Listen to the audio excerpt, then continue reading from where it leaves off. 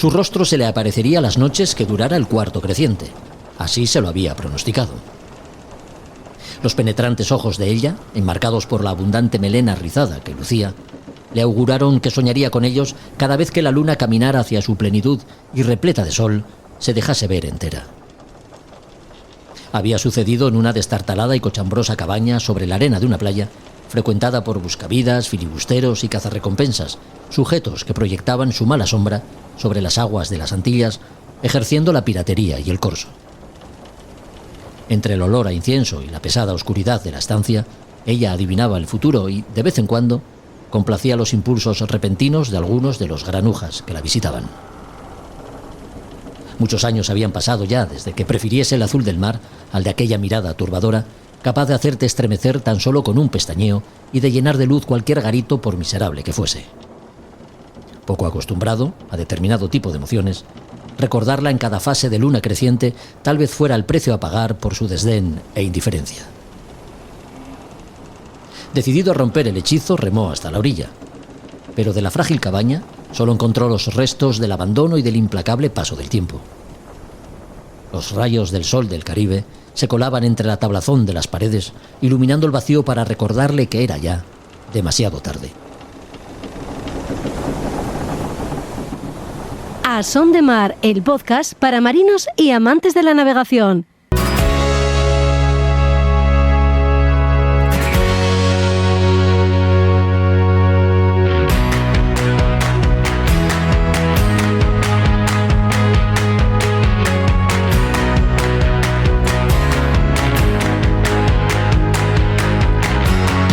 Hola a todos, ¿qué tal? Bienvenidos a otro podcast de A Son de Mar. En el capítulo de hoy hablamos de alguien que se ha pasado y pasa por este programa a menudo, porque hablamos con él, pero creo que nunca lo hemos hecho de él. Hoy recorreremos su trayectoria deportiva en regatas oceánicas, hablaremos de sus inicios en la vela ligera, de sus primeros campeonatos en Snipe, del niño que fue y de la motivación que, alimentada día a día, le ha llevado a convertirse en el buen marino que es, al que le gusta más estar en el agua que cualquier otra cosa en este mundo. Mini Transat, Le Figaro, Barcelona World Race, Global Solo Challenge y dentro de unos días el intento por batir el récord de la Ruta del Descubrimiento, que en la actualidad se encuentra en 21 días, 11 horas y 19 minutos, desde Cádiz a San Salvador, en Bahamas. Nos visita un amigo al que queremos y admiramos. Juan Meredith se pasó por el Aruna para nuestro canal de YouTube y con él hablamos algo más de una hora, 60 minutos, que dieron para mucho y de los cuales extraemos los que vas a escuchar en este podcast. Ya sabes que la entrevista entera y con imágenes la encontrarás para YouTube en A Son de Mar, el podcast. La Ruta del Descubrimiento también le brindará a Juan la posibilidad de homenajear a una de sus figuras históricas más admiradas, Pedro Menéndez de Avilés. Por eso hemos querido saber algo más sobre este relevante personaje de nuestra historia naval. Lo hacemos en este capítulo de la mano del historiador Guillermo Nicieza, autor del libro Almirantes del Imperio, los grandes comandantes de las armadas españolas del siglo XVI. No es el único título que sonará durante los próximos minutos, porque Librería Robinson nos presenta un nuevo ejemplar de la colección que, dedicada a las grandes batallas navales, edita Norma. En esta ocasión, el libro ilustrado dedicado a la batalla de Santiago de Cuba. Aprendemos meteorología tras la estela de los barcos participantes en la Mini Glove Race, gracias al análisis que hace Javier Suárez. Y sabremos algo más sobre radiobalizas con los comentarios de Roberto Bucetas. Como ves, programa variado e interesante. No te pierdas ni un minuto. Comenzamos.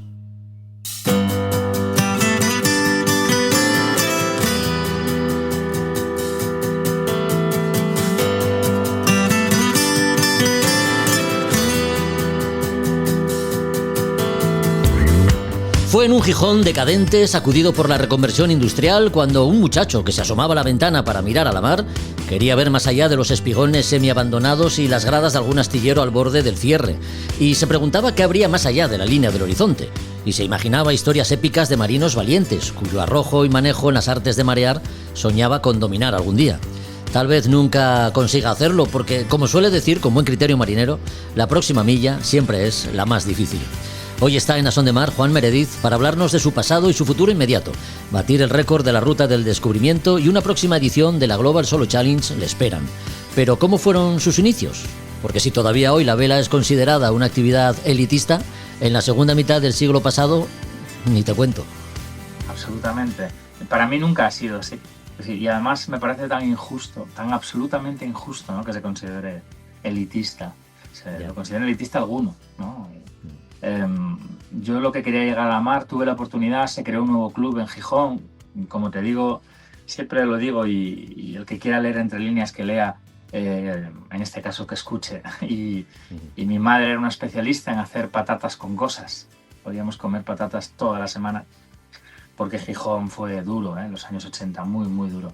El caso es que no había ninguna posibilidad de que Juan tuviera un barco, ni mucho menos, nunca la he tenido.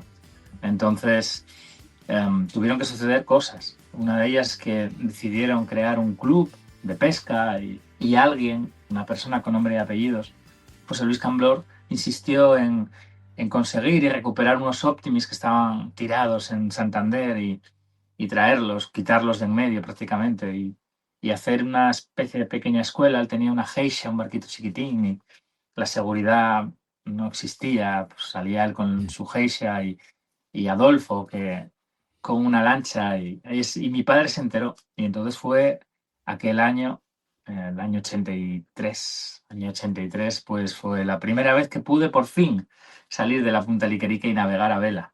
La primera clase la recuerdo perfectamente. Dijo, yo había leído todo, lo que caía en mis manos. Y recuerdo que me dijo, ¿de dónde viene el viento? Y yo quedé parado y dice, venga, rápido. Dije, de allí. Dice, muy bien, vale, ya sabes navegar, venga. Baja, me llega un empujón, en un Optimis éramos dos, Odón y yo, y no había puerto deportivo, eran boyas y barcos sondeados, ¿no? Y entonces era fantástico porque el viento entraba prácticamente enfilado y bajabas empujado, qué fácil, y ahora sube. Y aprendí a ceñir ese mismo día, la primera vez, sin saber lo que estaba haciendo y sí, habiendo leído mucho, ¿no? José Luis murió al año siguiente, un 10 de abril del 84, fíjate, no lo olvido. Y tuve la oportunidad de, bueno, se quedó todo huérfano y alguien me dijo, evidentemente esto ya prescribió, ¿eh? Así que alguien me dijo, pues, ¿quieres dar tus clases de vela? Y yo, que había estado un mes encima de un Optimis, que para mí no era un Optimis, era un barco. Y esa fue la primera vez que enseñé a gente a navegar, a cambio de seguir navegando el resto del verano. Yo creo que nunca he aprendido tanto, porque no sabía nada, ¿no? Pero navegué todos los días, todos los días, todos los días. Mis padres me permitían meterme allí y yo creo que de una forma también inconsciente o quizás sabiendo que no podía evitarlo. Y, y navegué mucho, mucho, mucho, mucho. Hice cosas que hoy en día serían locuras, también te lo digo. Como muchos de los grandes navegantes, empiezas por el Optimis, pero la clase Snipe fue también una clase con la que aprendiste bueno, pues fundamentos, ¿no? de la navegación a vela. ¿Recuerdas cuando te subiste por primera vez a uno de estos barcos? Sí, sí. Yo para mí, aunque aquello era una caja, nunca consideré que hubiera navegado en Optimis. Era un Sí. barco con forma de Optimis, más bien. Nunca he competido en Optimis, no, ya te digo, no había opciones. Yo me puse con el Snipe allí, había un Snipe muy antiguo y me subí la primera vez en aquel año, 84. Lo que pasa es que, bueno, descubrí que quería intentar competir o evolucionar y hice posiblemente la mejor campaña de marketing, porque me ha traído hasta aquí, que jamás me hubiera imaginado, ¿no? El Real Club Astur de Regatas de Gijón, al que siempre estuve agradecido, nunca he sido socio de ningún club, pero me he sentido muy querido en unos cuantos, pues, bueno, tenía una flota de Snipe muy importante, con muchísimo nivel y bueno, me permitieron ir allí a ofrecerme como tripulante. Recuerdo que el capitán de flota, Domingo Palacio, pues me abrió las puertas, una sonrisa enorme, como siempre le reconozco, le recuerdo, ¿no?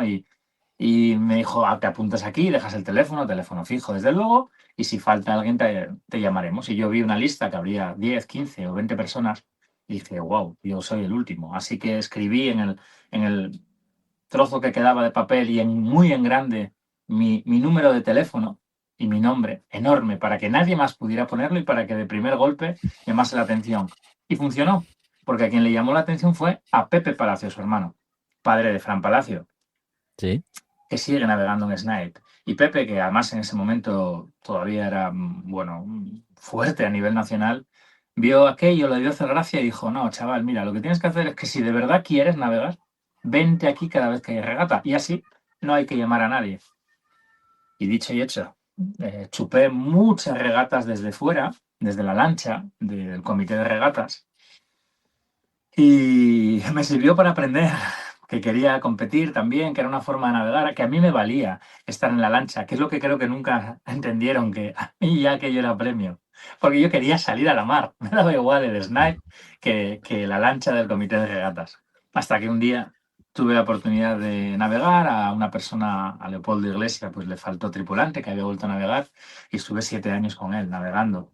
Y además no solo eso, sino que me permitió tratar el barco como si fuera mío y tener mi propio tripulante y me lo dejó para hacer un campeonato de España en el año 87 en Castellón y de repente descubrí que, bueno, alguien pagaba por mí y yo le estoy tremendamente agradecido y por desgracia nos separamos, bueno, se rompió la relación y, y a mí no me importa, yo le sigo teniendo un cariño tremendo y un agradecimiento absoluto, ¿no?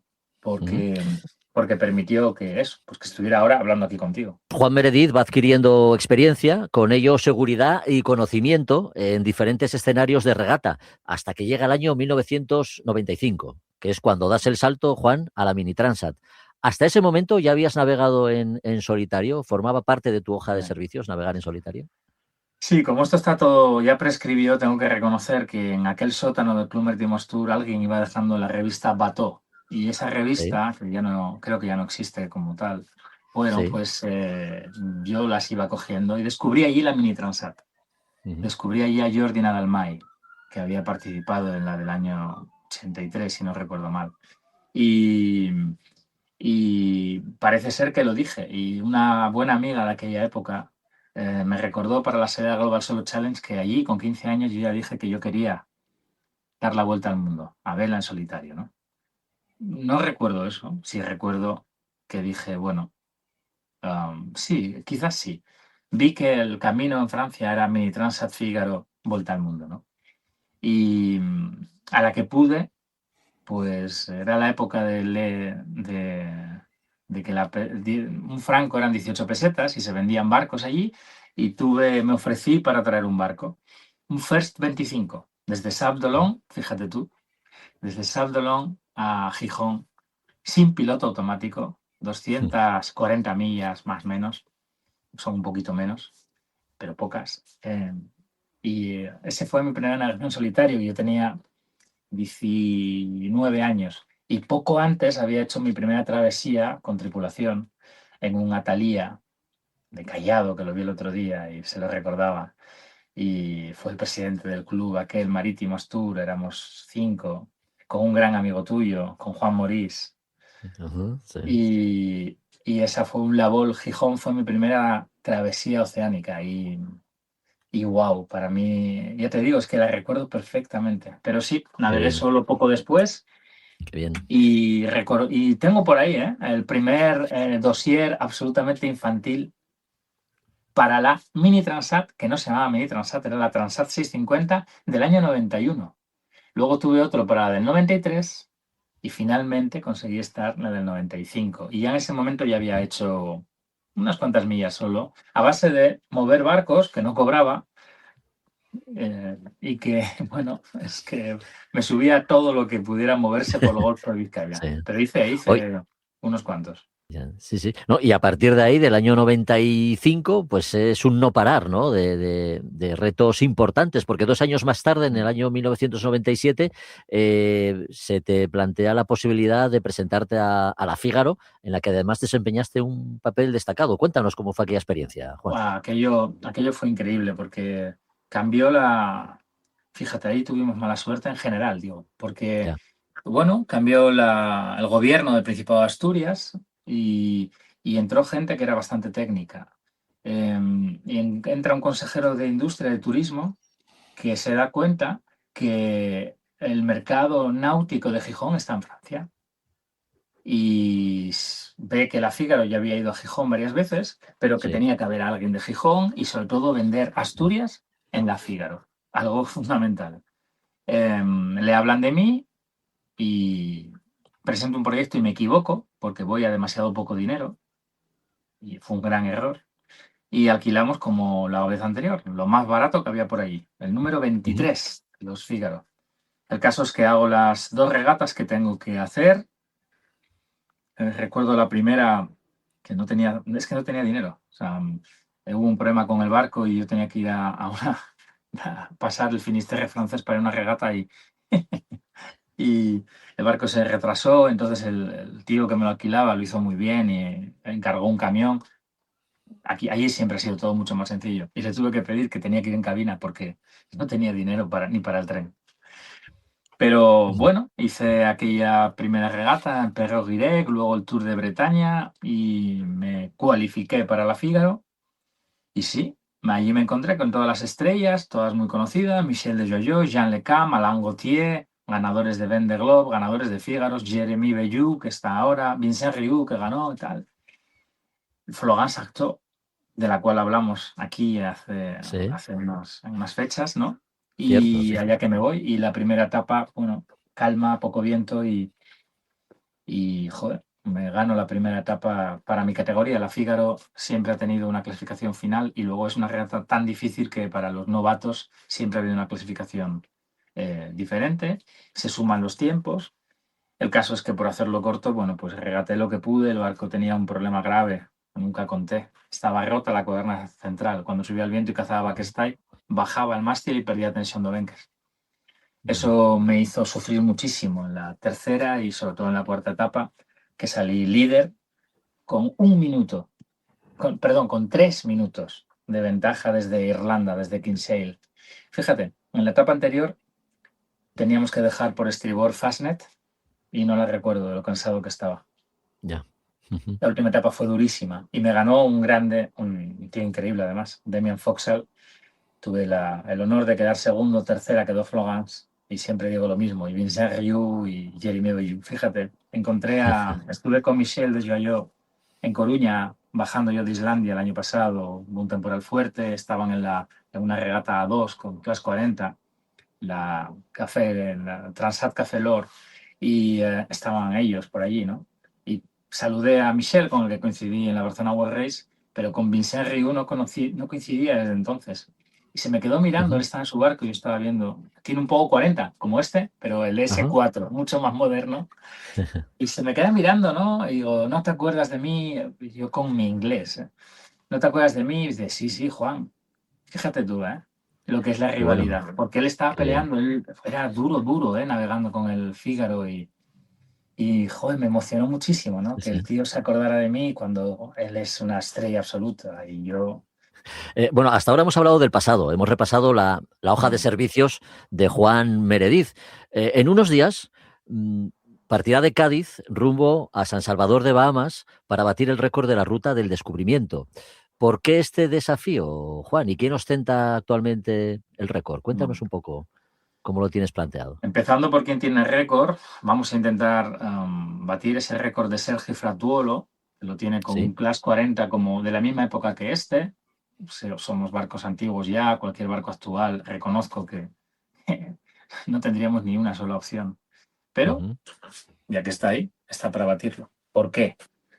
Bueno, yo quiero volver a estar en la Global Solo Challenge, esa vuelta al mundo en solitario y sin escalas, que partirá en el 27 de Vigo y volverá en el 28 a Vigo. Sé dónde estoy y la experiencia es un grado. Eh, He cambiado mucho desde ese intento que tuve en el 23-24 y creo que he sabido ver que las redes sociales tenían que ayudarme. Bueno, no llegaba a 800 seguidores en aquella época y estoy en más de 70.000 en todas las redes sociales, desde luego. Eso es fundamental. Con lo cual, esta es como me dijo un amigo, intenta jugar una partida más pequeña, no optes a hacer jaque mate de primeras.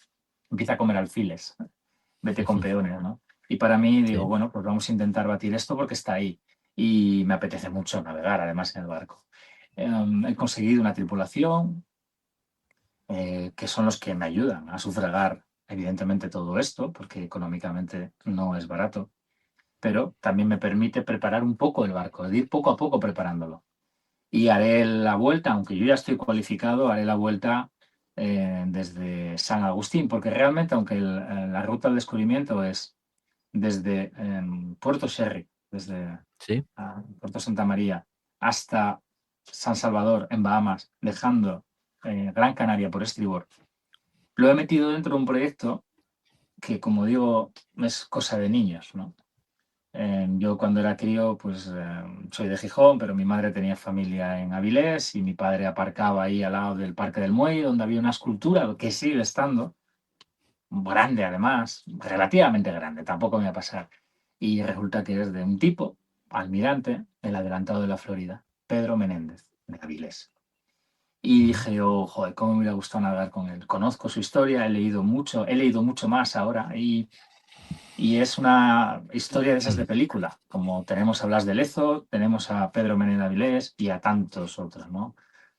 Y, caray, yo creo que yo, como mucha gente, cree que faltan un poco de valores, ¿no? Que nos estamos tanto Instagram, Facebook, fíjate, una de mis herramientas, le damos al dedo, todo va deprisa y contar algo trabajado, que lo voy a contar usando estas redes Sí. sociales y que, pero contar algo tan antiguo y tan importante y de tanto valor y ya que yo no pude estar en el siglo XVI, en 1500 y pico con él, bueno, pues me lo traigo a él, ¿no? Siempre digo que es el proyecto donde él se hubiera embarcado seguro.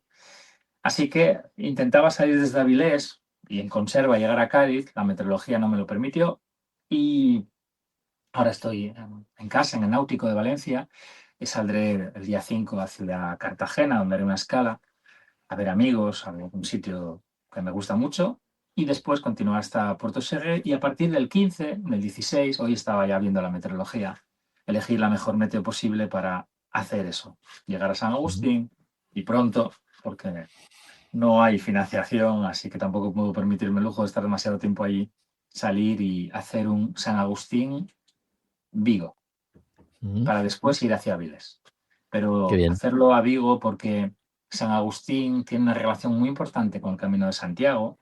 El Camino de Santiago para los americanos de Norteamérica es muy importante, es la segunda nacionalidad que más visita y una de las que más dinero deja. Y bueno, por lo que sea, San Agustín se puede sellar la Compostela allí. Así que, Ujú. ¿por qué no? Recordando además una travesía que iba hacia Vigo, que acabó en Vivero, de Pedro Menéndez en un barco ligero, porque llevaba noticias, bueno, pues haremos ese AE, ese Camino de Santiago, a Vigo, que será la salida de la Global Solo Challenge. Y así lo uno todo y Sí. hago así juego Ujú. de malabares, intentando Ujú. tocar puertas para que vean que podemos generar Ujú. repercusión. Y la repercusión es negocio.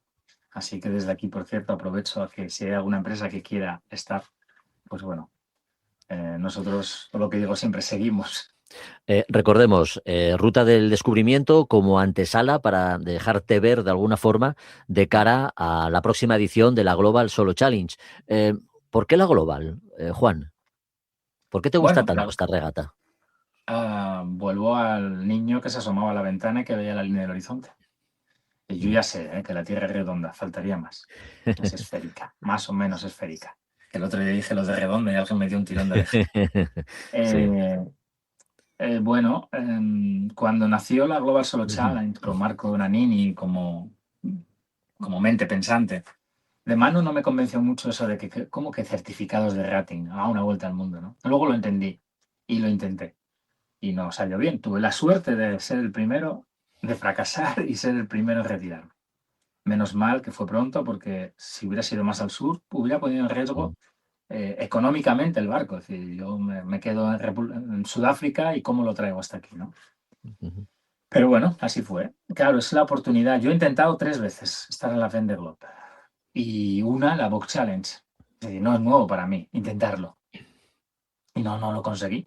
Incluso estuvo en Barcelona World Race y se rompió el barco. Sé que le pregunté a una inteligencia artificial el otro día desde un ordenador que no era el mío,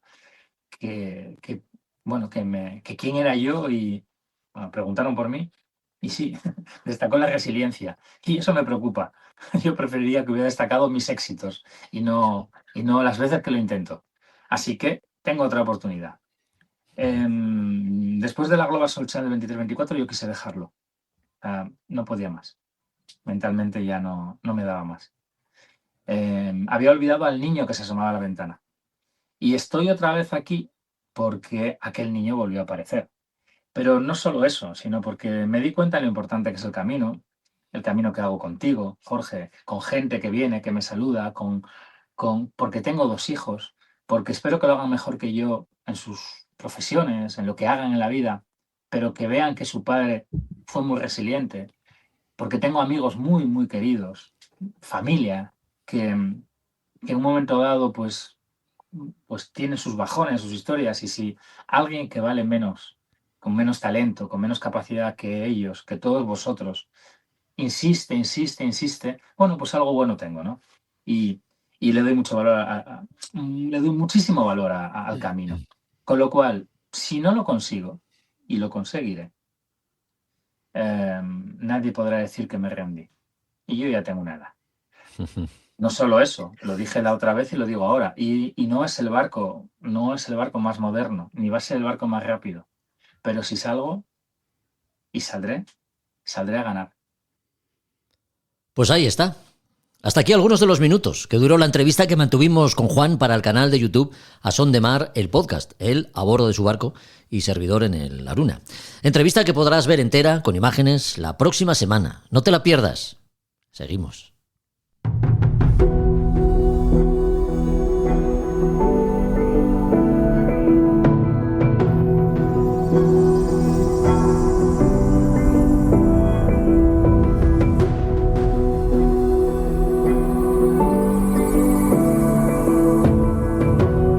A Son de Mar, el podcast de Jorge Uría.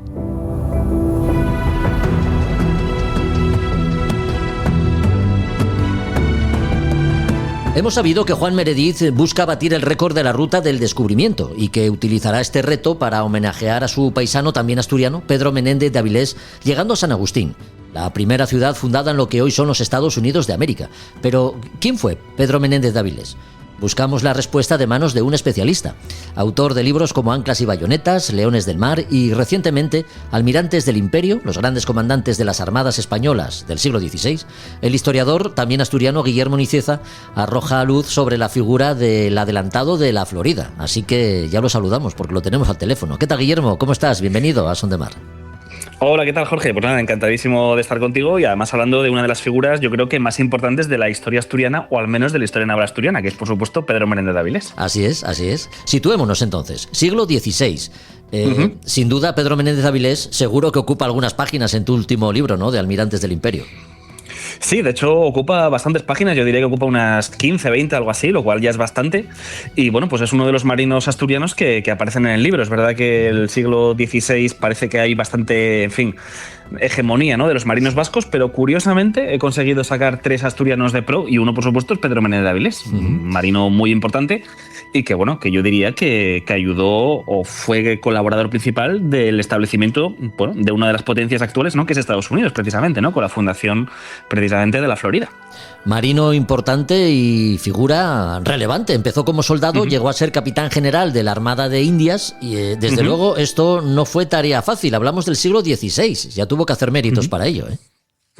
Sí, de hecho, bueno, curiosamente lo que es la carrera de Indias, ¿no?, o más que la carrera de Indias, el sistema, ¿no?, de convoyes de la carrera de Indias, pues es uno de los hombres que encargó precisamente Felipe II organizarla, ¿no? El otro era Álvaro de Bazán, tanto padre como hijo, y otro era pues Bernardino de Mendoza, ¿no? El tercero en discordia era Pedro Menéndez de Avilés, y entre los 3, digamos, que consiguieron organizar lo que es la carrera de Indias desde el punto de vista que es, pues eso, el sistema de transporte de convoyes logísticos, en fin, de rutas del tesoro y demás, más importante, y no solo más importante, sino que estuvo, pues bueno, presente en la historia pues durante más tiempo, ¿no? Hay que tener en cuenta que esto es de 1560 aproximadamente, 60, 62, 65, y prácticamente hasta finales del 18, pues bueno, se pudo mantener, y además con muy pocas pérdidas de buques, lo cual, pues bueno, como digo, es un éxito absolutamente tremendo en lo que es la navegación.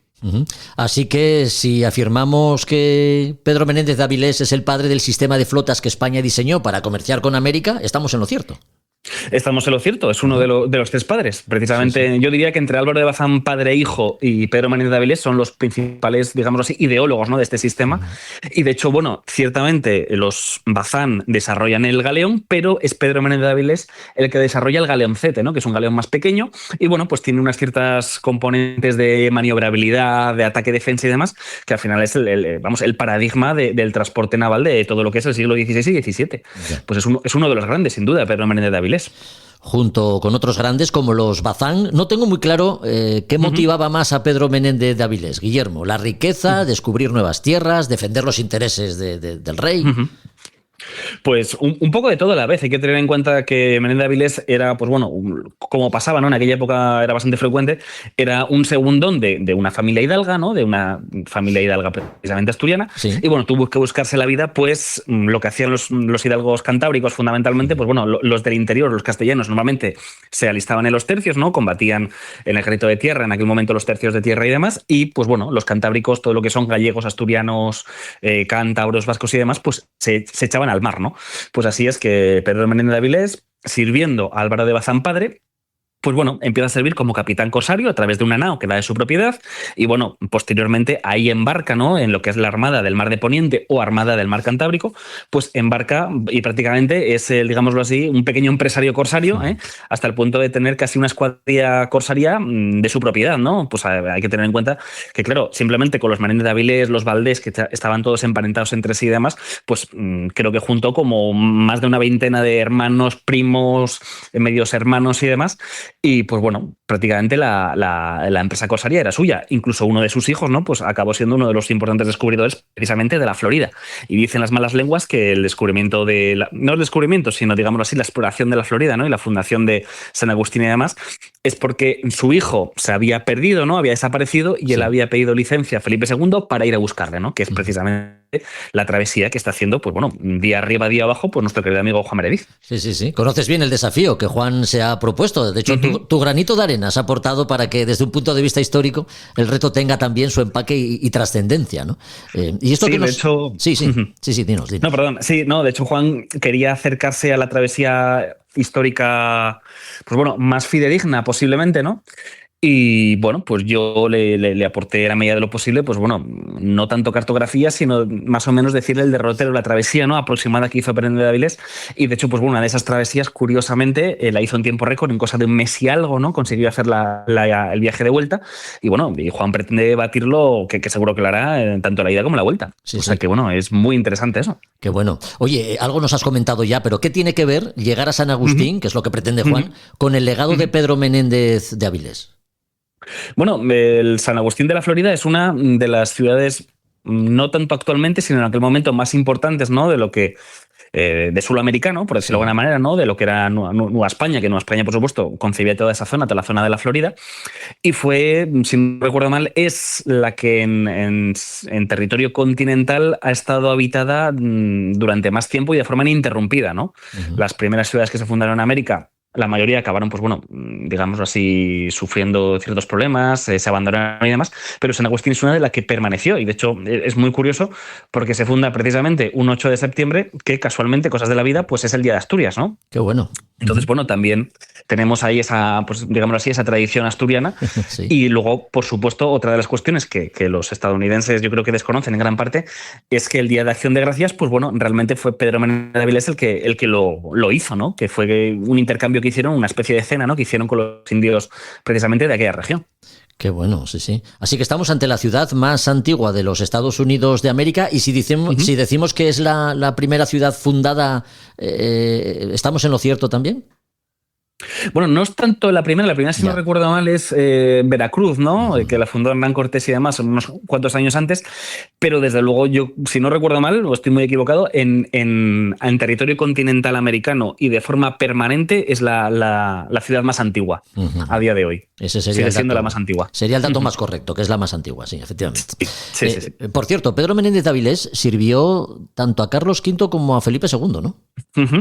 Sí, empezó su carrera con Carlos V, ¿no? Precisamente con esta armada corsaria, ¿no? Armada del Mar de Poniente.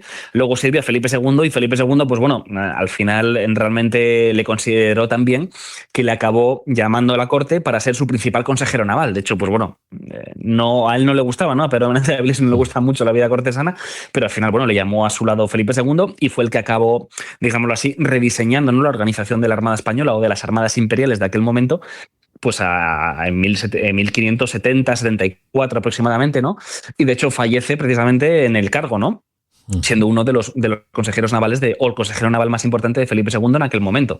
Por supuesto, también había desempeñado otros cargos muy importantes, ¿no? Aparte de adelantado primer gobernador de la Florida, también gobernador de Cuba, capitán general de Cuba y demás, ¿no? Y de hecho, pues bueno, ahí está precisamente unos cuantos años antes, ¿no? La década de los 60, 70, que prácticamente redefine, ¿no?, lo que son las defensas costeras de lo que es La Habana, Santiago de Cuba, en fin. Y por supuesto la Florida, ¿no? Que la Florida yo diría que es, pues bueno, la máxima aportación que hizo en este caso Menéndez de Avilés, ¿no?, a lo que es, pues bueno, la historia de España, ¿no? Una de las grandes aportaciones. También, por cierto, ¿sí?, participó en alguna batalla terrestre, ¿no? En la batalla de San Quintín, pues bueno, ahí estaba él también. Te iba a preguntar por la relación que había mantenido con Carlos V y Felipe II, pero bueno, son dos etapas bien distintas, ¿no? Con Carlos V quizá son los inicios en la historia de Pedro Menéndez, y luego ya con Felipe pues ya estaba más madurito, ¿no? Más experto en lides militares. Sí, claro, empezó, bueno, pues de una forma un poco más, digámoslo así, humilde, ¿no?, al servicio de Carlos V. Carlos V siempre le tuvo muy bien considerado en ese sentido, ¿no? Y de hecho, bueno, le autorizó prácticamente le dio una carta blanca, ¿no? Sí. A actuar en el contexto de las guerras de Italia contra los franceses, contra todos los corsarios franceses. En aquel momento era una guerra de corso más que una guerra naval, ¿no?, entendida como ocurrió ya a finales del siglo XVI. Y bueno, pues ahí está Pedro Menéndez de Avilés, pues por ejemplo, pues persiguiendo, ¿no?, a diferentes corsarios franceses. Uno de ellos, pues bueno, llega a entrar en el puerto de La Rochelle, hunde varios buques, ¿no?, precisamente corsarias francesas, y luego, pues bueno, se dice, ¿no?, dicen las malas lenguas, o dice una de las crónicas, ¿no?, más antiguas, que bueno, que a Jean-Alphonse de Saint-Onge, que era uno de los corsarios más importantes franceses de aquel momento, pues el propio Menéndez de Avilés asalta su nave y le mata personalmente, ¿no? Le clava la espada y le mata. Entonces, bueno, pues ahí, aparte de gran marino, ¿no?, organizador de armadas, también era un combatiente, pues bueno, al cuerpo a cuerpo, ¿no? Un soldado, como digo, también participó en la batalla de San Quintín, entre otras y demás. Y luego yo creo que también destacó como gobernador. Y fundamentalmente también yo creo que hay que mencionar su capacidad o su carácter también diplomático, ¿no? Porque hay que tener en cuenta que la Florida tuvo que reunirse con muchísimos jefes indios, ¿no? Con algunos tuvo problemas, con otros no. Consiguió traerse a muchos a su lado, hasta el punto de conseguir luchar, ¿no?, y expulsar a esos hugonotes franceses que habían hecho una pequeña colonia precisamente en la Florida, con el apoyo de indios y demás. Y bueno, y también tenía un marcado carácter religioso en ese sentido, ¿no? Al final hay que tener en cuenta que cristianizó pues a muchísimas tribus indias, y de hecho, pues bueno, una de las hermanas, ¿no?, de un gran jefe, pues estuvo en Cuba con él, siendo, digamos así, una pupila suya. En fin, un hombre, digamos así, bastante avanzado también para su momento. No solo un guerrero, un marino, sino también un hombre culto, ¿no? Un hidalgo, en definitiva. Pedro Menéndez de Avilés, Juan Meredith y, por qué no decirlo, Guillermo Nicieza también. 3 asturianos que han llegado a confluir para que este 2026 vuelva a recordarse la gesta del adelantado de la Florida, fundador de la ciudad más antigua de los Estados Unidos de América, que es San Agustín. Almirantes del Imperio, los grandes comandantes de las armadas españolas del siglo XVI. Recordad, este es el último título publicado por Guillermo Nicieza, a quien agradecemos que haya reservado unos minutos para atender nuestra llamada. Guillermo, un placer hablar contigo, como siempre. Nada, igualmente, un placer y encantadísimo, y le deseo muchísima suerte, muchísima fortuna a nuestro querido Juan, que seguro que llegará a buen puerto. Pues seguro que sí. Un abrazo fuerte. Un abrazo. A Son de Mar, la náutica en un podcast.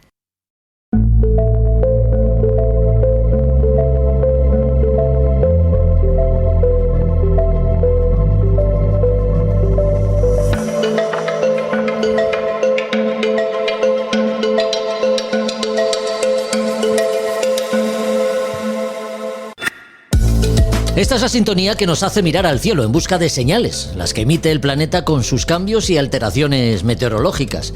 Es el momento de la meteorología en A Son de Mar. Para hablar de ello no hace falta buscar ninguna excusa, porque es un tema que nos gusta muchísimo. Pero sí aprovechamos la Mini Globe Race para, de paso que hacemos seguimiento a Pilar Passanau, que por cierto está haciendo un papel fantástico, ocupando la segunda posición en estos momentos, pues aprendemos meteo, ¿no? Con Javier Suárez, nuestro meteorólogo de cabecera, al que ya saludamos. ¿Qué tal, Javier? ¿Cómo te te encuentras? ¿Cómo estás? Muy buenas. ¿Qué tal, Jorge? Muy bien, estoy muy bien, gracias. Javier, la última vez que hablamos de meteorología, siguiendo esta regata de vuelta al mundo, localizábamos a los barcos cruzando el Atlántico Sur rumbo a la isla de Santa Elena, después de salir de Ciudad del Cabo. Buena Esperanza y la propia isla de Santa Elena fueron enclaves con ciertas peculiaridades. A esta hora los regatistas de la Mini Globe Race se encuentran frente a las costas de la Guyana, en el Atlántico Norte. Es decir, que atrás han dejado ya la zona de convergencia intertropical. Pero, ¿qué características especiales tiene esta zona? Cuéntanos. Bueno, ya habíamos comentado en un podcast anterior del tema de la circulación de la atmósfera, la circulación de los vientos generales en la atmósfera. Sí. Y habíamos hablado de las células de Hadley, las células de Ferrel y la célula polar. Bueno, pues la zona de convergencia intertropical es el inicio o el origen de la primera célula de viento que rodean la atmósfera, que sería la célula de Hadley. Como sabemos, la Tierra, al ser redonda, recibe del Sol distinta insolación, más insolación en la zona del trópico y menos insolación en las zonas más hacia los polos. Y eso provoca que el calentamiento de la atmósfera, el calentamiento del aire en la atmósfera sea distinto, sea que reciba más energía en zonas ecuatoriales y en zonas más septentrionales. Claro. Al recibir más energía del Sol en esas zonas, pues se produce un ascenso más intenso del aire cuando se calienta, asciende, se produce un ascenso más intenso en esas zonas ecuatoriales. ¿Qué ocurre? Que además de ser la Tierra redonda, está inclinada. Sabemos que el eje de rotación de la Tierra está inclinada alrededor de 23 grados y medio respecto al plano horizontal. Esta inclinación del eje, que la Tierra sea esférica y que gira alrededor del Sol, es lo que hace las distintas estaciones, ¿no? Pues eso, la zona de convergencia intertropical sería la zona donde van a converger la célula de Hadley, los vientos alisios del norte, con la célula de Hadley del sur, con los vientos alisios del sur, los vientos alisios del noroeste con los vientos alisios del suroeste.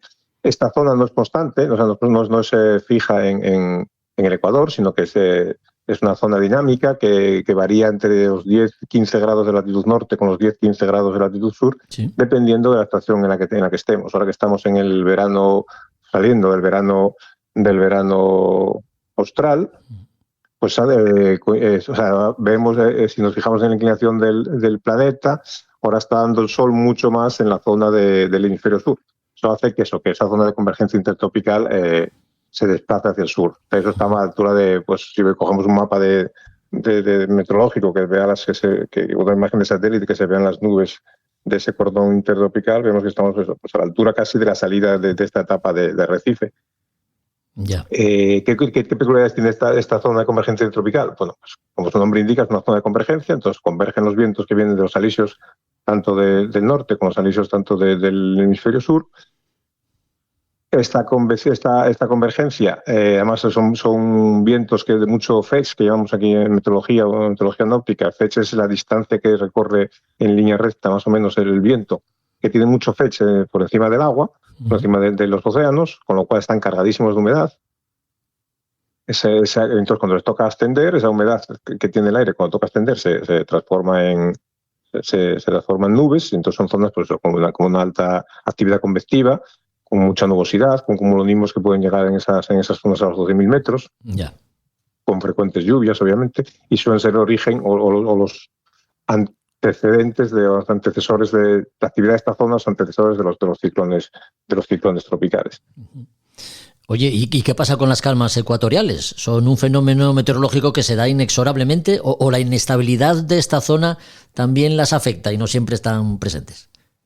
Siempre se da en esta zona de calmas. De hecho, ocurre que los alisios del norte con los alisios del sur no se llegan nunca a juntar. Hay una zona en medio claro, esos vientos cuando se van acumulando en una zona tienden hacia arriba, entonces esa zona de ascensión en superficie queda prácticamente sin viento aparente, ¿no? ¿Qué ocurre? Que lo que decíamos antes, en función de la estación en la que estemos, ahora estamos, lo que decía antes, en el verano, saliendo del verano austral, depende de la estación que estemos, están más bajas en latitud o más altas en latitud. Ahora estaría pues rondando los 10 grados al sur del Ecuador, más o menos. En esa zona, si vemos también un mapa de que recoja ahora mismo un mapa actual de hoy de los vientos de esa zona, veremos que pues esas latitudes sures del Ecuador tendremos zonas bastante en calma, sobre todo en la parte, pues mira, ahora os imagino que en la parte oeste del continente africano tendremos zonas en el Golfo de Guinea, seguramente tenemos zonas ahora con poquísimo viento, porque es más o menos a la altura donde coincidiría la zona de convergencia intertropical a día de hoy. Ya. Bueno, de hecho han tenido de todo, prácticamente, porque desde que han salido de la isla de Santa Elena hace unos días, próximos a la zona de convergencia intertropical, llegaron a soplar vientos de 30 nudos. No sé sí, puede ser perfectamente. Claro, ahora mismo está la zona de convergencia intertropical muy al sur, entonces ellos desde que salen de Arrecife ya están en medio de los alisios. Estamos en una zona, en los alisios que estamos en el hemisferio norte, estamos ahora en zona de invierno. Los alisios ahora son muy intensos debido a los trenes de borrasca que hacen, los trenes de borrasca que estamos sufriendo en nuestras latitudes este invierno, de lo cual igual tenemos que hablar en otro podcast, sí. Porque lo que ocurrió este invierno es bastante llamativo. Uh-huh. Esos trenes de borrasca hacen que el anticiclón de las Azores, el anticiclón atlántico, esté muy desplazado hacia el sur, se comprima mucho las líneas de presión en esa zona, y entonces esa compresión de las líneas de presión indican vientos intensos, es lo que provoca eso, pues la intensidad de los vientos en las latitudes donde están navegando ahora los de la flota de la Mini Transat. Ya. El Mini Globe Trans, el Mini Globe. Todo tiene una explicación, Todo tiene una explicación, todo está conectado, todo viendo un mapa de meteorológico de todo el planeta, tiene todo bastante sentido. Sí, ya lo creo. Pilar Pasenau comentaba estos días la humedad extrema que ha tenido que soportar en este sector de confluencia del Atlántico Sur con el Atlántico Norte. Imagino que se debe pues a lo que antes nos has comentado, ¿no? El calor tan intenso que se vive en estas latitudes. Eso, las masas de aire en esas latitudes ya llevan un recorrido por el Atlántico de muchas millas. El viento el aire que recorre la superficie marina se va cargando de humedad. Yeah. Eso unido a las altas temperaturas que están teniendo, bueno, imagino que estarán sobre los 20 y pico grados, entre 25 y 30 grados estarán teniendo temperaturas, pues hace que la sensación térmica sea pues muy mala, ¿no? Un alto grado de humedad, alta temperatura, la sensación térmica es de sufrimiento para alguien que esté navegando, seguramente. Desde luego. Desde que han salido de Recife, en Brasil, llama la atención el hecho de que estén navegando muy cerca de costa, ¿no? ¿A qué puede deberse esto, Javier? ¿A aprovechar que los vientos de nordeste que tienen pueden ganar en intensidad? ¿A las corrientes quizá que haya en la zona? Yo imagino, sin estar en la cabeza de ellos, sí. Imagino que desde que salieron, porque se alejaron bastante, desde que salieron bastante del rumbo directo hacia su destino, sobre todo los a la cabeza de la flota, imagino que se estarían evitando los grandes zonas de viento muy elevado, ¿no? O sea, vientos constantes, igual un poco más metido, alejado de la costa, se dan vientos de casi 30 nudos, con rachas pues pasando los 30, entonces imagino que intentando evitar esos vientos tan grandes, se vayan acercando a la costa, de todo el viento que sopla, porque ahora mismo está soplando la dirección del viento y va estable así por el tema del anticiclón del Atlántico, está soplando directamente sobre la costa de las Guyanas y el norte de Brasil. Y el viento cuando se acerca, ese viento que sopla perpendicularmente a la costa, al acercarse más a la costa, se tiende a hacerse más, suavizarse, ¿no? por el tema de que se agolpa y tiende que frenarse un poco. Entonces imagino que buscaría la costa, pues eso, por evitar vientos demasiado fuertes, igual más alejados de la costa. Yeah. Por lo que estuve mirando, de 2 días para acá, a principios de marzo para acá, parte de la flota se separó. Aquí lo que caracteriza esta regata, por lo que estuve siguiéndola, sí. Es que la flota va siempre muy junta, ¿no? Y que la gente que se intenta hacer alguna táctica distinta siempre suele penalizar. Y en este caso sí que me advertí que a principios de marzo la flota se separa, unos se van más pegados a la costa y otros se van más a rumbo directo hacia su destino. Uh-huh. Yo imagino que los que se separaron, que no eran la cabeza de la flota, estaban buscando un plan alternativo. Y a ver, pero así a simple vista parece que sí le está dando réditos, están navegando velocidades similares a la cabeza. Uno recortó bastante distancia con la cabeza, y lo que la ventaja principal que creo que tienen los que van por más a rumbo directo, más separados de la costa, yo pienso que es las opciones que se le abren al acercarse a su destino. Tienen más opciones que los que van pegados a la costa, que luego tienen que subir hacia su destino, pegado ya a las islas, ahí tienen ya poca decisión táctica que hacer más que llegar a intentar correr lo más que pueda. Sí. Mientras que van un poco alejados se les abre un abanico de posibilidades para variar su táctica. Creo yo que esa sería la diferencia de los que se separaron de la flota principal con los que van por dentro. En cualquier caso, Pilar Passanau está haciendo un papel extraordinario. Esperamos poder felicitarla desde este podcast porque es verdad que ya ha intervenido en alguno de los capítulos y esperamos poner el broche de oro a esta Mini Globe Race con ella cuando llegue a Antigua. No sé si en el próximo capítulo que hablemos de meteorología habrán llegado ya los barcos a Antigua y ya la Mini Globe Race habrá terminado. En cualquier caso, pues nos puede seguir sirviendo de pretexto, Javier, para seguir hablando de meteorología, perfecto, modelos globales y demás. Cuando acabe la regata se puede hacer un podcast específico hablando de todas las situaciones que tuvieron y todas las tácticas que llevaron los regatistas. Eso es. Y también eso, de lo que comentaba antes, igual hay también que dedicarle un podcast a hablar de este invierno que tuvimos de borrascas con nombre, que aún no ha acabado y ya estamos en valores de récord. Y eso cómo nos afecta a nosotros los navegantes, ese tipo de tiempo. Ya veo que te apetece hablar de eso. Pues no te preocupes que hablaremos de ello en otro capítulo, claro que sí. Hasta el próximo episodio, Javier, cuídate, un abrazo. Venga, un abrazo, Jorge, hasta el próximo.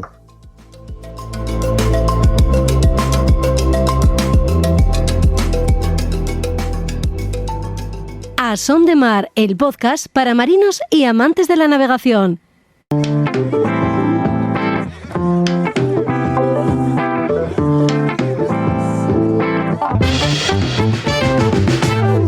Siempre hay tiempo para la lectura en A Son de Mar, porque nos gusta bucear en las páginas de un libro y en las novedades editoriales que Librería Robinson guarda en sus estantes. La propuesta que hoy nos hace Juan Melgar, las grandes batallas navales, Santiago de Cuba. ¿Qué tal, Juan? ¿Cómo estás? Muy buenas. Hola, Jorge. Un placer estar aquí de nuevo. Viajamos al año 1898, finales del 19, un siglo de infausto recuerdo para los intereses de España en ultramar, como la atestigua la batalla de Santiago de Cuba, ¿no? Pues sí, exacto. Pues mira, ahora que estamos, la geopolítica, como dices, sí, se ha puesto de moda, con un poco esas ambiciones territoriales de Estados Unidos, como vemos con lo del caso de Groenlandia, etcétera, pues hace algo más de un siglo y pico nos tocó a nosotros, ¿no?, sufrir en nuestras propias carnes con mucho peor resultado estas apetencias de territorio y de poder y de influencia de ese país tan pujante, sobre todo en aquel momento que era Estados Unidos, un imperio pues que estaba pues un poco de capa caída, ¿para qué lo vamos a negar? Sí. Y bueno, es en este marco en el que se desarrolla este libro, Sí. Sí. Un libro que lleva bien en grande en el título, las grandes batallas navales, como decíamos, y sobre todo Santiago de Cuba. ¿De qué tipo de libro estamos hablando? Cuéntanos. A ver, esto es novela gráfica, cómic. Ajá. Esto forma parte de una colección que, bueno, a lo mejor seguramente algunos de los oyentes ya lo habrán visto a lo mejor en librerías anteriores números, y es todo sobre grandes batallas navales. Es un así gran formato. Y la verdad es que los dibujos son fantásticos, la verdad es que son muy buenos. Esto empezó con Trafalgar, luego siguió Jutlandia, después Chesapeake, Lepanto, Tsushima, Hampton Roads, Midway, en fin, así ha habido un montón de batallas que han formado parte de esta colección, pero bueno, que están muy bien. Está muy bien, sobre todo la imagen. A ver, en lo que es histórico, sobre todo en los episodios que hay temas que nos toca a los españoles, sí, pues bueno, hay que pensar que es una novela. No nos podemos poner demasiado así rigurosos, ¿no? Rigurosos porque bueno, en fin, vale. Algunas cosas pues no estaríamos de acuerdo, diríamos, pero tampoco da de sí un cómic como para entrar en muchos detalles, disquisiciones, pues esto era así exactamente, o sea, hay que tomarlo como lo que es, no un libro de historia, sino sino una cosa pues para recrearse la vista en un contexto histórico y poner un poco, ¿no?, a lo que consiguen los cómics, que consiguen ese ambiente a veces de las conversaciones, las situaciones y cosas que son muy difíciles de conseguir de otra manera. No, pues no hay fotografías, ni hay película, ni hay nada de todo esto. Entonces es una manera de aproximarse a la historia también. Sí, estamos hablando de libros donde, bueno, el rigor histórico, digamos que se supedita a la minuciosidad que tienen los dibujos, ¿no? Porque ¿quiénes hacen los dibujos de esta colección? ¿Son autores de la propia editorial? ¿Cada uno tiene su propio ilustrador? El autor es, los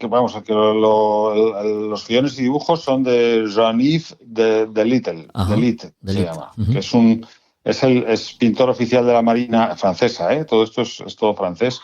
Y es un miembro titular de la Academia de las Artes y las Ciencias del Mar de Francia. O sea, esto es una colección originalmente francesa. Por eso muchas veces lo que es el tema histórico, pues yo qué sé, en Trafalgar, por ejemplo, casi no aparecen los españoles. Y bueno, y si se quieren colgar ellos la medalla.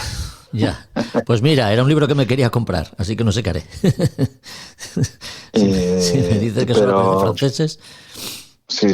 Pero bueno, están bien, ¿eh? Son buenas. Ya te digo, ahí tienen mucho éxito. Vamos, la gente los busca corriendo en cuanto salen y se venden bien, se venden muy bien. No, desde luego estoy viendo la portada de este libro que nos presentas, ¿no? Santiago de Cuba. Si todas las ilustraciones que hay en su interior son como las de la portada, estamos ante un libro fabuloso. Sí, son de ese tipo y la batalla y todo eso y eso está muy bien, está muy logrado, da gusto verlo, Sí. No tanto el resultado, pero por lo menos lo que es la pintura está fenomenal. O sea, nos gustaría que la batalla hubiera acabado de otra manera, pero bueno, las cosas son como son, no podemos cambiarlas. Una colección, como decimos, grandes batallas navales que da fe de su título, ¿no? Porque ya nos has mencionado antes alguna. Es un repaso a las grandes batallas que ha habido a lo largo de la historia, desde Salamina prácticamente, ¿no? Está Salamina, está Actio. Luego las hay, está esa época, no sé si alguna más romana. Hay los vikingos, Stamford Bridge. Luego hay más modernas, está Lepanto. Luego hay cosas de la gran época de la vela, ¿no? Pues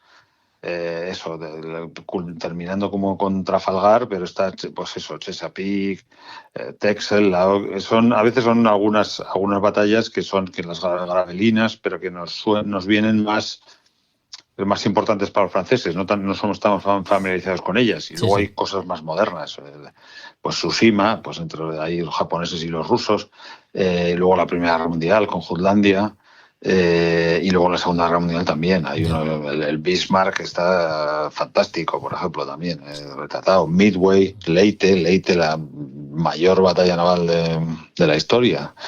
También es otro número, o sea que... Vamos, que es una... Que está representada la historia de la guerra en el mar, desde luego, está muy, muy representada aquí. Es una colección diseñada para todos los gustos, para los que tengan inquietudes por las batallas de la antigüedad y las que sean más modernas, ¿no? Sí, está claro. Sí. Las grandes batallas navales, Santiago de Cuba, es el libro que nos ha traído hoy Juan Melgar, que ha extraído como novedad editorial de los estantes, como decimos, de Librería Robinson. ¿Qué hacemos, Juan, si nos queremos hacer con este título o con cualquiera de los que tengáis vosotros en la librería? ¿Cómo nos ponemos en contacto con vosotros? Pues lo mejor es venir a vernos. Sí. Si alguien se quiere visitar este local antes de que nos mudemos, porque como ya hemos anunciado otras veces, tenemos planeada una mudanza, pero lo más probable es que sea eso en el mes de mayo. Y el que no pueda venir a vernos siempre tiene la posibilidad de verlo todo a través de nuestra web, en nauticarobinson.com o llamándonos por teléfono o escribiéndonos un email y estaremos encantados de ayudar en la medida que podamos, de recomendar y de solucionar dudas o lo que quiera el lector. Pues muy bien, una vez anotados todos estos datos, aquí seguiremos, Juan, para esperarte en el próximo capítulo de A Son de Mar. Hasta entonces. Muchísimas gracias, Jorge. Es un placer estar aquí, siempre.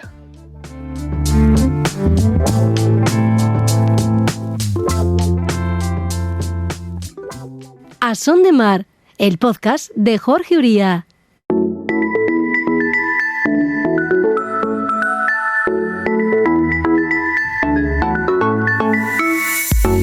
Navegar supone asumir ciertos riesgos derivados de muchos factores, averías, rupturas, vías de agua, lesiones a bordo, factores de índole meteorológico. Por eso la seguridad es tan importante y aquí insistimos mucho en ello. Y en función de la zona en la que naveguemos, pues se nos pueden exigir unas cosas u otras, ¿no? Diferentes equipamientos y elementos de seguridad. Hablamos los próximos minutos de radiobalizas y lo hacemos con quien siempre tratamos estos temas, con Roberto Bucetas. ¿Qué tal, Roberto? Muy buenas. ¿Qué tal, Jorge? Buenos días. Oye, para empezar, por el principio y dejar las cosas claras, ¿qué son las radiobalizas? Cuéntanos. Bueno, son radiobalizas de localización de siniestros. La función de una radiobaliza es, en el caso de que haya una emergencia a bordo, pues que el barco pueda activar ese dispositivo y que ese señal llegue a un centro en tierra para poder prestar la cobertura de salvamento a ese barco o a esa base de salvavidas o bueno, a quien tenga activada esa radiobaliza, ¿no? Uh-huh. ¿Y cómo funcionan? Cuéntanos. Bueno, haciendo un poco de historia, las primeras radiobalizas eran radiobalizas con tecnología a través de emisiones tipo radio, que eran de 121,5 MHz. Eran radiobalizas que, de cierto modo, tenían poca eficacia, porque muchas veces estaban muy limitadas en el alcance y se perdían muchas de estas señales, y entonces era difícil que cumplieran su función de localizar ese siniestro, ¿no? Poco a poco fueron evolucionando, empezaron a llegar las primeras radiobalizas satelitarias, que trabajaban en una frecuencia de 406 MHz, trabajaban con unos satélites de seguimiento del sistema COSPAS-SARSAT, tenía 2 satélites, los LEOSAR y los GEOSAR, que unos eran de órbitas geoestacionarias, otros polares, y con esos satélites, pues bueno, lo que hacían era hacer un seguimiento de esa señal de esas radiobalizas, las cuales estaban ya codificadas con los datos del barco, tenían lo que sería código hexadecimal de la radiobaliza, lo que sería el número MMSI, y estaban, bueno, pues codificadas con los datos del barco y asociadas a un barco. Uh-huh. Esa radiobaliza lanzaba, una vez que la activamos, lanzaba un mensaje, llegaba a esos satélites de seguimiento, y esos satélites de seguimiento mandaban esa información a tierra, a unas estaciones de seguimiento de radiobalizas LUT, que mandaban pues el mensaje a los centros de coordinación de salvamento del país correspondiente en función de la zona en la cual haya sido activada la radiobaliza. Eran ya radiobalizas de cobertura mundial, eran radiobalizas que tenían una eficacia muy, muy importante, ¿no? Con lo cual ahí ya ganamos un paso grande en cuanto a lo que son las prestaciones de las radiobalizas. Uh-huh. Posteriormente siguieron evolucionando estas radiobalizas porque fueron incorporándose pues bueno, todos los avances tecnológicos en cuanto a todo el tema de electrónica, posicionamiento a estas radiobalizas, ¿no? Y se incorporaron las radiobalizas ya GPS, a estas radiobalizas se les coloca una antena de GPS o de los sistemas de posicionamiento vía satélite que existen en estos momentos, con lo cual en el mensaje que se manda, pues, cuando se activa la radiobaliza, pues bueno, vaya, aparte de todos los datos del barco, va también la posición del barco, con lo cual, bueno, las prestaciones en cuanto a rapidez de obtener la situación son mucho más precisas que las anteriores y más rápidas que las anteriores. Entonces, bueno, en la actualidad casi todas las radiobalizas son de 406 MHz con tecnología GPS, con GPS. Pero bueno, siguen evolucionando las radiobalizas y en la actualidad, ya lo hemos comentado creo más de una vez, que todo el tema de seguridad y localización en el tema de emergencias en la mar va por el AIS, por los sistemas automáticos de identificación de buques. Y las radiobalizas actualmente empiezan ya a incorporar EPIR, que es el acrónimo del anglosajón de la radiobaliza de localización de siniestros, con GPS y AIS. Uh-huh. Entonces, bueno, la ventaja que tienen, una ventaja sustancial, una ventaja muy, muy importante. Una radiobaliza solo se entera cuando se activa una radiobaliza en un barco los centros de salvamento marítimo. Bueno, de cierto modo son los que luego posteriormente van a prestar asistencia a ese barco, a ese buque. Bueno, pero si estamos activando una radiobaliza y próximo a ese barco tenemos algún barco que nos puede prestar ayuda, en cierto modo ese barco no se va a enterar si hay una radiobaliza activa, que es uno de los inconvenientes que tienen las radiobalizas, que solo va a llegar a lo que serán los centros de seguimiento de salvamento, y va a llegar a salvamento marítimo. Previamente, lógicamente, ese barco, si ha activado una radiobaliza, se supone que ha lanzado un mensaje por DSC por VHF o por los sistemas de comunicaciones que tengan a bordo, que los sistemas de comunicaciones siguen que tener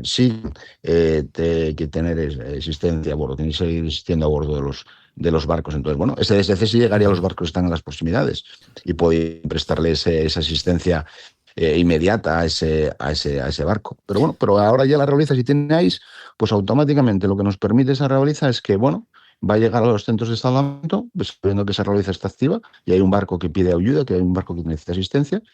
También los barcos que están en las proximidades van a ver en la pantalla del ICE una alerta de ICE de un barco, de una realiza activa, con lo cual saben que hay un barco en las proximidades que tiene problemas y le pueden prestar esa asistencia rápidamente, incluso más rápido que los propios medios de salvamento. Estamos hablando de navegación de altura, en barcos que estén haciendo esa navegación de altura. Sí. Y bueno, y esa es un poco la evolución de casi todo, va por el tema de incorporar ICE, tanto la radiobaliza, también se está empezando a incorporar ICE a los transponder, a los SAR, se está incorporando ICE. Y las últimas radiobalizas, cuanto de localización de siniestros de satelitarias, ahora empiezan a incorporar una función que ya empiezan a estar conectadas esas radiobalizas a los satélites, pero no a lo que es sistemas GPS, sino al sistema Galileo, al sistema GLONASS, esos satélites MEOSAR, que son satélites de media altura, y les permite tener otras funcionalidades, como puede ser el Retarlink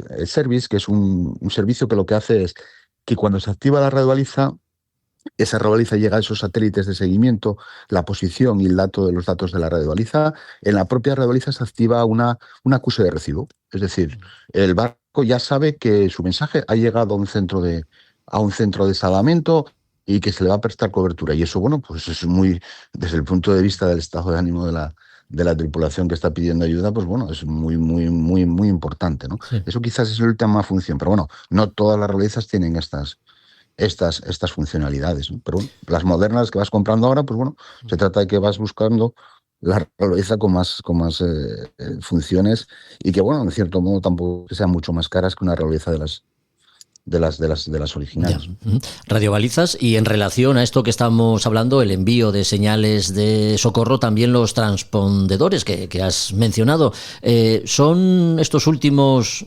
elementos ya un poco anticuados o se siguen llevando a bordo? ¿Y cuáles son las diferencias respecto a las radiobalizas? Se siguen llevando a bordo. El SAR es obligatorio para llevar a bordo de los barcos en estos momentos, ¿no? El transpondedor no es un sustituto de la radiobaliza. El transpondedor no deja de ser un complemento de la radiobaliza. La radiobaliza activa lanza su mensaje diciendo el barco que tiene problemas y la posición en la que se encuentra el barco. Y el salvamento marítimo va a movilizar los medios de salvamento que tenga a su disposición. Pero en la escena del suceso, es decir, cuando ya los barcos de salvamento, medios aéreos de rescate se aproximan al lugar donde se encuentra ese barco para intentar localizar ya in situ ese problema, ese barco que tiene el problema, pues ahí ya, bueno, la precisión que nos dieron en las coordenadas es una precisión bastante buena, pero mejor ya tener otros medios que nos permitan localizar in situ ya ese barco. Y eso lo conseguimos con el transponder, con el SAR. El SAR lo que hace es, una vez que lo tenemos activo, pones que si has activado una radiobaliza, tienes que activar el SAR, pues va a salir una señal en la pantalla del radar. Una vez que se activa el impulso del radar, llega a ese SAR. Este SAR responde una señal consistente en 12 puntos, que esos 12 puntos van a salir, 12 puntos alineados que van a salir en la pantalla del radar. Con lo cual ahí sabemos que hay un barco que tiene un transponder activo y es un barco que tiene un problema. Es decir, la radiobaliza es a términos generales para la localización del siniestro, y en el lugar de la escena del suceso, pues ya buscamos el transponder.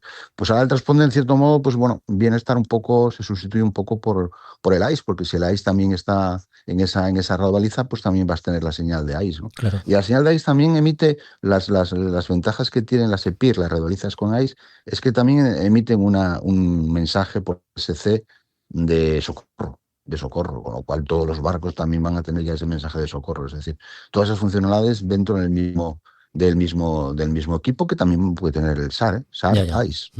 Es lo que, por donde va el futuro en el tema de las... El futuro no, yo creo que es el presente. En el tema de las realización de siniestros es el ICE ya, incluso realizas personales, PLBs con ICE, eso lo vamos a encontrar, es decir, es lo más eficaz que podemos tener. Un tripulante se nos cae al agua, tenemos un chaleco que tiene una realiza PLB de 406 MHz y tiene ICE, pues yo voy a saber desde el propio barco dónde se encuentra esa persona que está en el agua, por el ICE, por la rueda no. La rueda llega dentro del salvamento, pero el barco que perdió a ese tripulante que tuvo esa situación de hombre al agua, pues va a estar viendo en su pantalla de ICE dónde se encuentra el tripulante que cayó al agua, en el caso de que lo haya perdido, porque es de noche o hay mal tiempo y no lo hemos perdido de vista visualmente, ¿no? Ya, las radiobalizas pueden activarse manualmente o de forma automática. ¿Hay algún criterio para llevar una u otra a bordo? No sé, eslora del barco, por ejemplo. Lo lógico es que las radiobalizas tengan activación automática, es decir, van montadas en su soporte y dentro de su soporte va un desprendimiento hidrostático, una zafa hidrostática. Y esa zafa hidrostática lo que hace es que en el caso de que no nos dé tiempo a ir a localizar, a coger la radiobaliza a bordo en lugar de estiva que tengamos y activarla nosotros, pues se activa sola. El barco se hunde, no nos da tiempo a recoger nada porque es una emergencia súbita. Y esa zafa hidrostática a una profundidad entre 1,5 y 4 metros de profundidad liberaría del soporte la radiobaliza y esa radiobaliza automáticamente se activaría. Lo lógico es que todo el mundo monte una radiobaliza con su soporte y con su zafa hidrostática. Hay zonas de navegación en estos momentos que en zona 3 no es obligatorio tener zafa hidrostática radiobaliza, pero bueno, sería muy, muy recomendable que todas las radiobalizas tengan esa función, ese desprendimiento hidrostático, ese desprendimiento automático. Y ya para terminar, ¿cuál es el ciclo que sigue la señal de socorro desde que se emite hasta que un helicóptero u otro barco que se encuentre por la zona pueda llegar a prestar asistencia o rescate, Roberto? Bueno, el principio sería activación de radiobaliza. Normalmente se suele hacer un intento de localizar ese barco una vez que llegó al centro del salvamento, localizar ese barco vía radio para ver si no descartar que sea una falsa alarma. Si no se consigue, pues automáticamente se activa el protocolo de ese barco y sería mensaje de la radiobaliza activa, llega a los satélites de seguimiento, que es del sistema COSPAS-SAT o el MEOSAR, los que hay en la actualidad. Ese mensaje del satélite es reenviado a tierra a una LUT, a una estación de seguimiento de radiobalizas en tierra. Aquí lo que tenemos en cobertura en la zona de España sería Maspalomas. Y del Maspalomas ese mensaje iría a Madrid, al Centro Nacional de Coordinación de Salvamento. Y del Centro Nacional de Coordinación de Salvamento se remitiría a las torres de salvamento que hay en todo el litoral español, la torre correspondiente al más próxima al lugar de activación de la radiobaliza. Y ahí, pues el controlador que esté en la torre de salvamento, pues movilizaría los medios de salvamento que tiene a su disposición, a su alcance. Lógicamente sería un medio aéreo de rescate, un helicóptero, para localizar a esa radiobaliza, a ese barco en realidad, o esa balsa salvavidas. Ese sería más o menos el protocolo. ¿Y tiempos de respuesta? Bueno, pues en la zona de las coberturas de medios aéreos de rescate de helicóptero, pueden ser rápidos, menores de incluso de 1 hora, 40, 45 minutos, de un poco lugar, ¿no? A qué distancia se encuentre del centro de salvamento. Tiempos de respuesta que pueden parecer grandes. Hablar de 40 o 45 minutos en tiempo de respuesta es mucho, pero hablando en la mar y un barco que se encuentra a 50, 60 millas de tierra, pues son tiempos de respuesta considero que son muy buenos. Como siempre pasa, es poco el tiempo que tenemos para hablar de temas importantes. Seguro que nos han quedado cosas por comentar, pero sí hemos ofrecido, por lo menos, un acercamiento al mundo de las radiobalizas y transpondedores de la mano de Roberto Bucetas, a quien agradecemos, como siempre, su presencia en A Son de Mar y le esperamos en el próximo capítulo. Así que, hasta entonces, Roberto, un abrazo. Hasta entonces, gracias a vosotros, un fuerte abrazo. Pues hasta aquí, efectivamente, otro episodio de A Son de Mar. Recuerda que puedes seguirnos también en YouTube, A Son de Mar, el podcast, donde encontrarás la entrevista y el relato inicial de cada capítulo en imágenes. También podrás encontrarnos en Instagram y Facebook. Volvemos en 15 días con más contenido náutico. Hasta entonces, adiós.